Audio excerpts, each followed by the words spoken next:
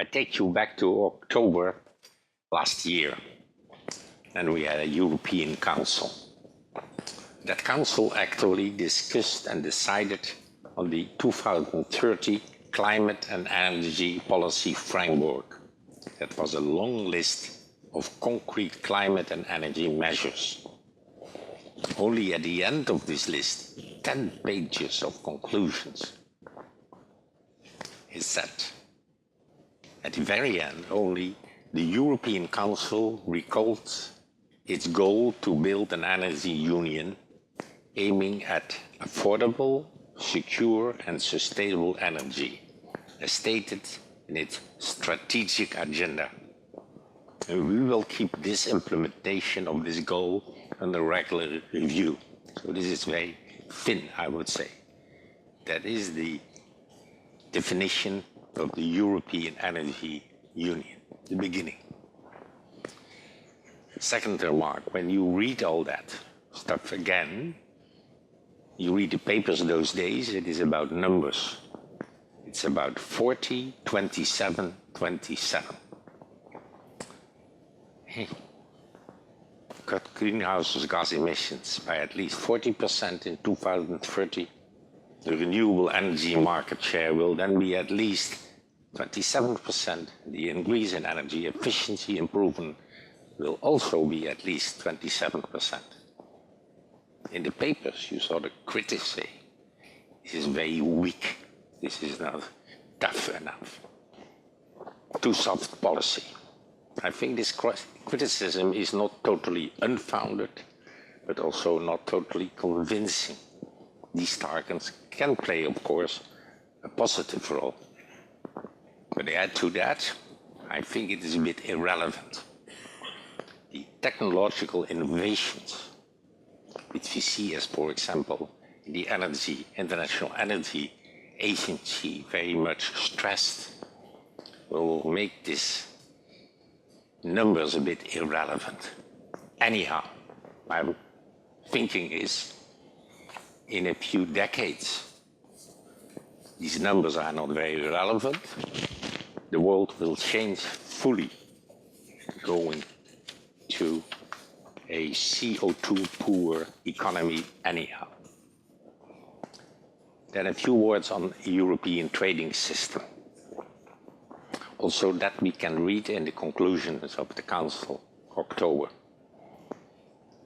Reform the emission trading systems and make it into the most important European instrument to achieve the 40% target. And then I think it's true, but it is not happening. Let's be realistic. We are saying that already many years, but we have a price of CO2 in Europe, €5 a ton maybe. Wow, many years ago, people said already it had to be at least 40%. And today you see it happening, people say, no, it's not enough, at least 60%. It seems that everybody agrees that is a useful instrument, but it's not happening. So this is a few remarks on the European trading system. Then on governance. Intriguing, therefore, a few words on that. We have a peculiar governance system, because we say the central role for all what has to be done by national climate plans. National plans for renewable energy and energy efficiency. So we talk about necessary flexibility country by country to find you good energy mix. So that governance is a question mark for me. What do you mean? With governance in the European Union, if on energy you say the best is to do it totally country by country. Don't mix with the countries, they are the wisest themselves.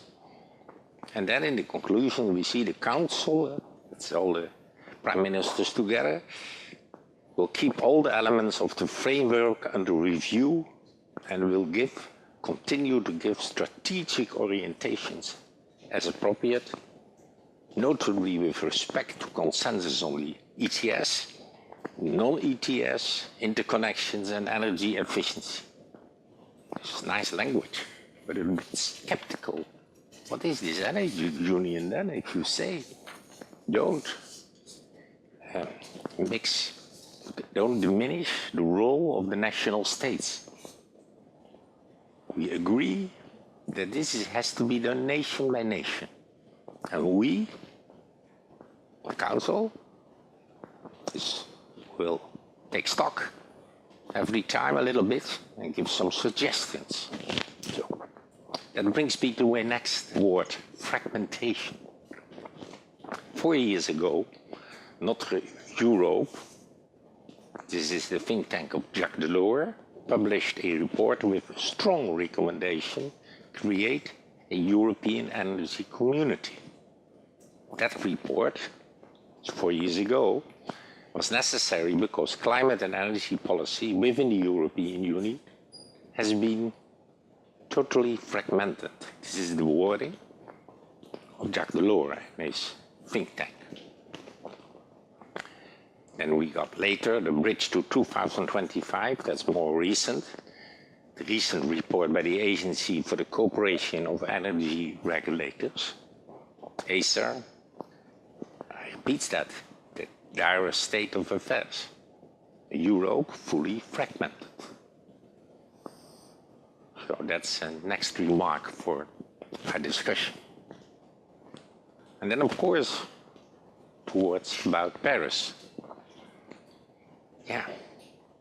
Also in the same council, October, gave some attention to the global climate deal at the UN Climate Conference in Paris, next round. And it suggested, yeah, what are we going to do there? How is the energy union or the EU itself going to cope in Paris? What is our message in Paris? So let's have a few words this afternoon. How is the relationship with the energy union and Paris? Then 2 words about the G2, totally new for me. I've had a lot of Gs, but now we have a G2. The G2 then is USA and China.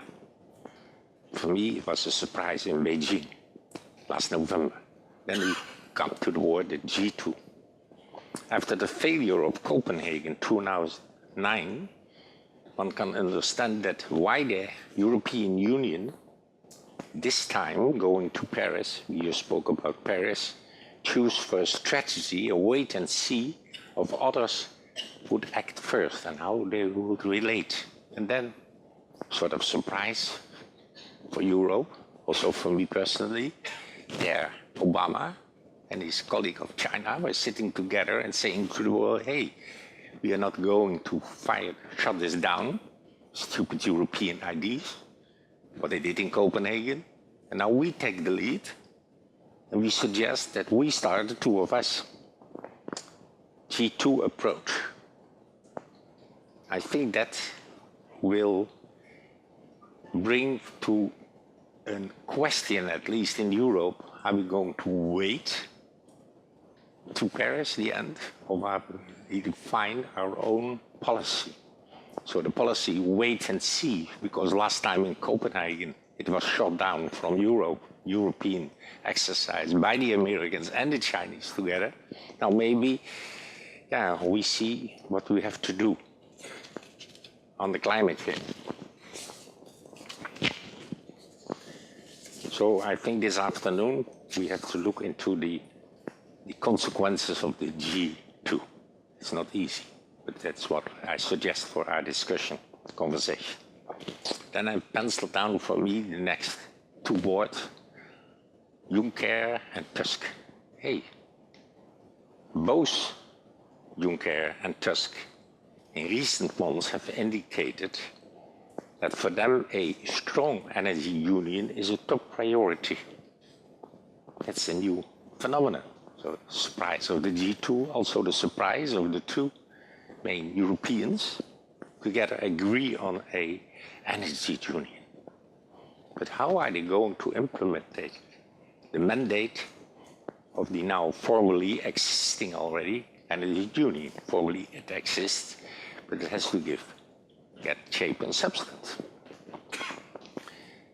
I wonder, and I'm not cynical, will they succeed in becoming the leaders of the movement to make Europe green? That's another formulation.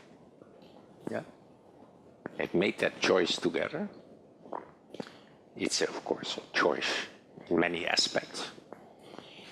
And formally, there is already an energy union, but nobody knows what it means or what it should mean. So this is also relevant for this conversation here. It's still in the beginning. Then I thought I have to add one word to my consideration. That's Putin. Your questions. Take you back to 30 October. Those who watched TV, I did so because I'm retired. Saw there Barroso, his last day. He gave a press conference to announce a gas deal between the European Union, Ukraine and Russia. While the war in eastern Ukraine had dramatically continued since then, the gas deal assists them in the winter and gives a certain opportunity to do something. But it's a window basically very short. The deal is for 6 months and then it comes back again. Going to finance again, or what are we going to do? So I think this is a point that we should discuss as well. I give my opinion, and I'm interested in yours. I think we have to make a choice for a rational relationship when it comes to Ukraine, the relation of Kiev with Brussels and Moscow. I think we have to be a bit cool, call it that way. And the first thing I have is don't spend more time on these endless discussions about the Krim.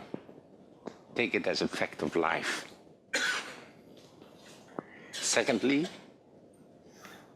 be aware, make a choice as a European Union that for the Ukraine itself and for us, the European Union, the best is to go for a sovereign but federal Ukraine. Ukraine is big enough to organize itself as a federal state. You know what a federal state is? Here nearby, Germany is a federal state. So Ukraine can be a federal state because not all Ukrainians are the same. So that we understood in Germany, why not in Ukraine? The third point is we have to be generous to the Ukraine, but also to accept that the key problem of Ukraine, that it was started as a market economy, but it was totally fraught by corruption. What was the Ukraine? It was a free country, marked by corruption, creating millionaires who put their money on Dutch banking accounts. That was the Ukraine. So when we want to be generous to the Ukraine, go with an association agreement that they can belong to the energy union, but on the condition that there is not any longer energy as an instrument to become rich in the Ukraine. So that's very clear for me, crystal clear it has to be. And energy without corruption, that would be something. We can set the example in Ukraine. So these were a few notions to kick off the discussion this afternoon. Thank you.